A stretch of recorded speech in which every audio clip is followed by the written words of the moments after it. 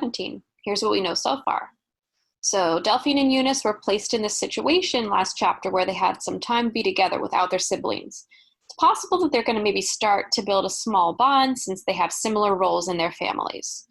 We also learned more details about the character Hirohito, such as his background. We learned that he's Japanese and African American.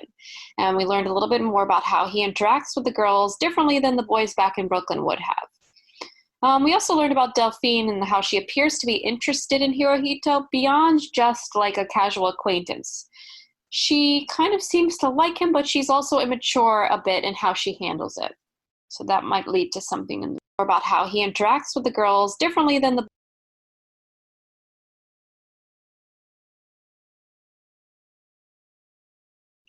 Hi, fifth graders. We're here for chapter 19 of One Crazy Summer. So here's what we know so far from the last chapter. So the girls have arrived at the notion that this ideal, like Disneyland, Tinkerbell kind of summer that they were hoping for in California, it's not going to happen. But they want to try to make the best of it. We also know that Delphine and her sisters are pestering Cecile for the TV, but they got a radio then at the end of the last chapter. Because they enjoy watching shows and counting the different African-American characters and guests that they can see. And last, we also learned that Delphine presented the argument against the establishment, who was in this case Cecile, in like a refined and mature manner, which shows and indicates to us as readers that maybe she's growing up a little bit as this summer continues on. Chapter 20 of One Crazy Summer, but before we start, let's recap chapter 19. Here's what we know so far. At the center, Brother Kelvin is very harsh and forceful when he teaches the children, and Sister Makumbu doesn't really approve of that. We also learned that Brother Kelvin hurts Hirohito's feelings when he reveals what happened to Hirohito's father, Brother Woods. This connects back to when Eunice said that she knew what happened with regards to this, and remember when Delphine felt bad.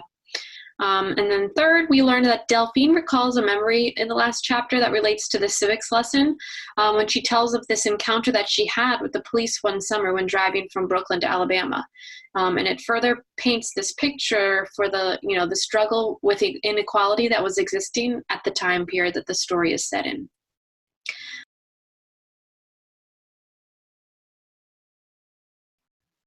Hi, fifth graders. We're here for chapter 21 of One Crazy Summer. But before we start, let's recap chapter 20. Here's what we know so far. We know that the Black Panthers are planning to have a rally to raise awareness about Bobby Hutton's death and to name the park across the street after him. Remember, we learned about little Bobby. He was the one that was unfortunately killed by the police when he was surrendering, and that made him the first Black Panther to lose his life for the cause, and the youngest as well.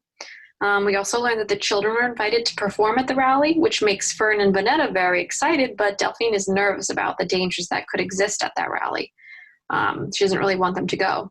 And also we learned that Sister Makumbu takes the time often to listen to Delphine's worries and try to convince her, that they're all part of this cause and they have to all look out for one another.